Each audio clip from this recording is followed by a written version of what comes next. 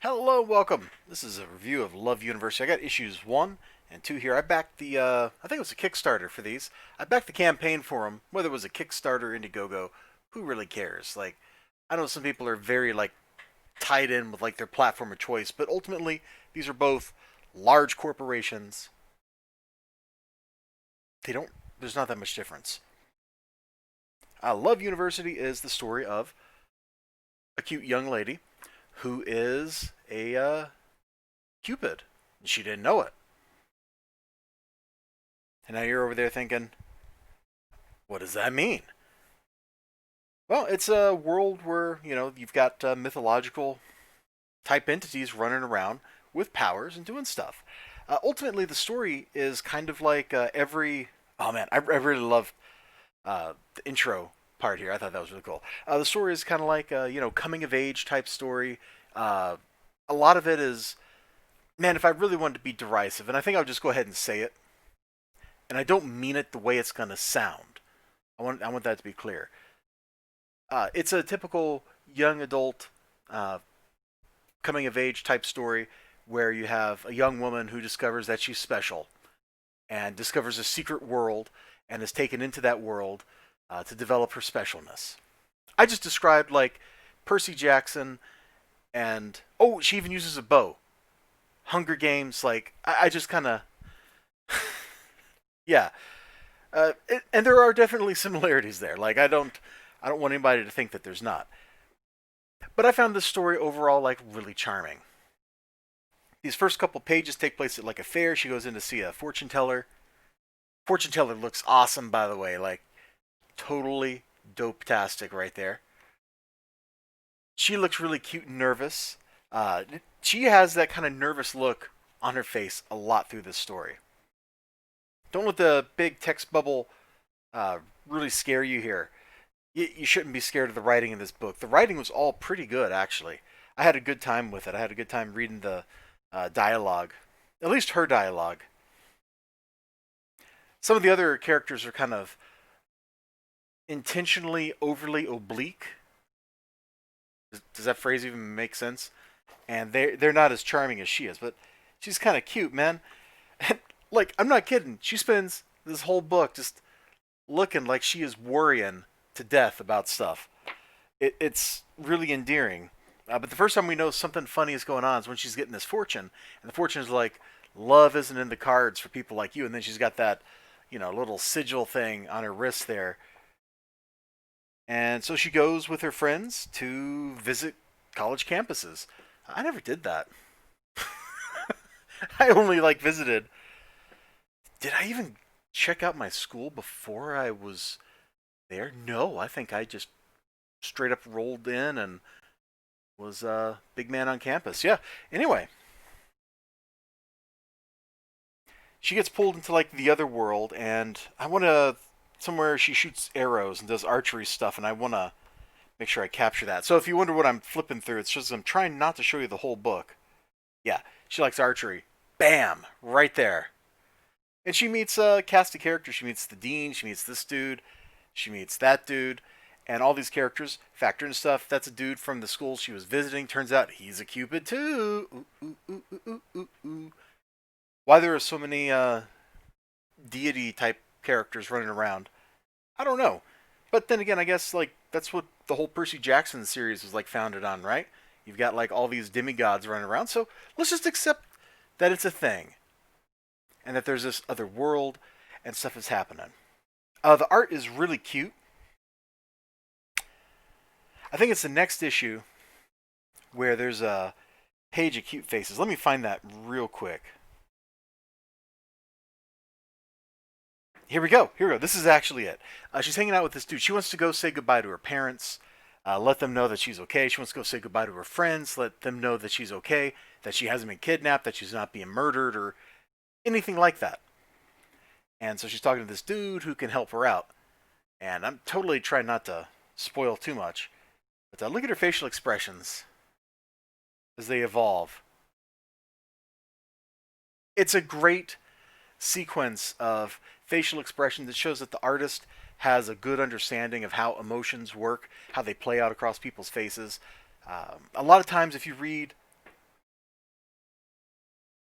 I don't know what to say, mainstream comics like Marvel or something, you'll get panels that are effectively like this, but they're a lot less charming. Go pick up a Tom King book or Brian Michael Bendis book, and you're going to see like what it would look like is there'd be like this panel, then the same panel, then the same panel, and then down here there'd be like her walking off in an inset panel or something, and it would be really boring because all the panels would be exactly the same with just some text, and we're supposed to infer that, oh, this is amazing, or they would be the same panel, except the people would be posed slightly differently. Like she might be wearing a different expression, but the characters would be in the same spots. The background would be identical. There would be no like little like subtle details and stuff. Here, we get all that. So while if I look at this line art, I go, oh, this isn't like super detailed and ultra realistic or whatever. It's great fun to look at. There's enough color popping, there's enough style popping, and it's only very rarely that I find a page or a panel kind of falls flat. Sadly, the one example of something falling flat is actually like the one that comes to mind is actually this opposite page over here. I think it's the something about the perspective is throwing me off, but I don't feel like the lines are quite right or something. I can't explain it. It feels flat.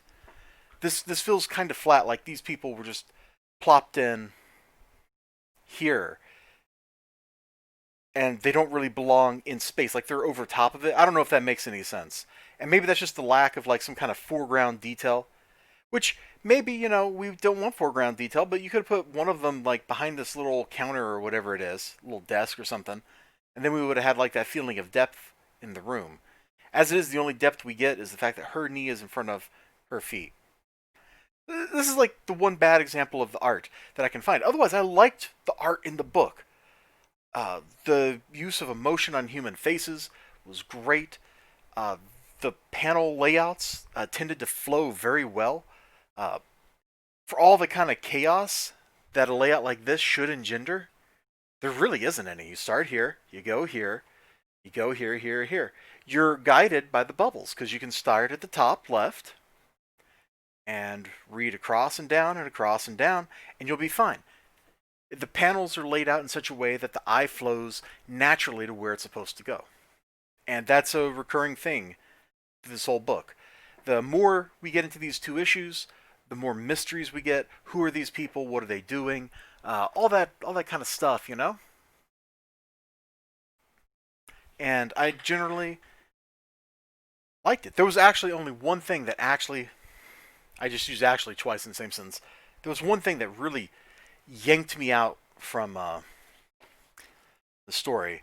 It yanked me out so bad I got a little sticky note flag here and put it on the page. And I'm sure everybody involved in this book has seen this already, and they all feel like terrible, but it's just a typo. Soulmates with S. Sues. Help them out. Should be issues. That was also the only typo I saw. There may be others in here, but that was the only one I saw, the only one that I noticed. And we do get actually a little demonstration of powers going on here, which is a lot of fun. So we're delivering not just on the fact that she has archery skills because she's a Cupid, but that these Cupids have powers. We run into some other like powered people, and there's a little conflict building up. It's not all just like social exploration, kind of going into the going into the universe, building the universe, that kind of stuff. There's also some conflicts boiling between her and the authority figures, between her and that one blonde dude, between her and potentially like that blonde dude's acquaintances.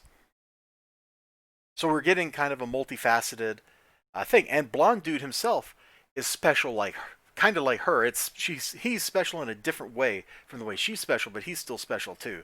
So we clearly have either two protagonists, or we have a protagonist and an antagonist, or something like that. Very interesting stuff. Very interesting seeing where it goes. All in all, Love University is kind of a fun, charming visual take on what could be, a boringly typical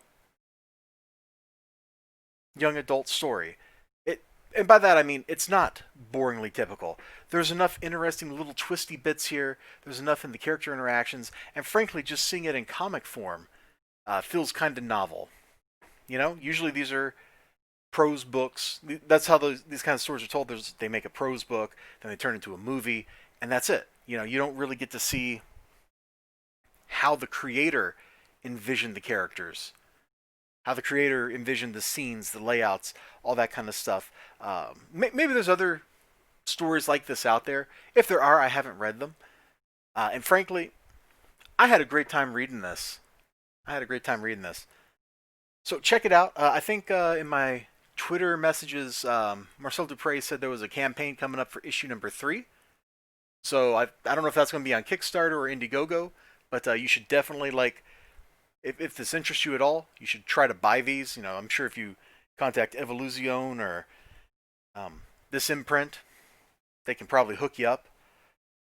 And when the campaign comes out, give it a look. Give it a look. You might just find something fun and cute that you like. You know what I'm saying? You know what I'm saying. You all take care of yourselves. You have a great day. Remember to like, comment, subscribe, all that good stuff. I sure hope to see you again next time. Until then, bye-bye.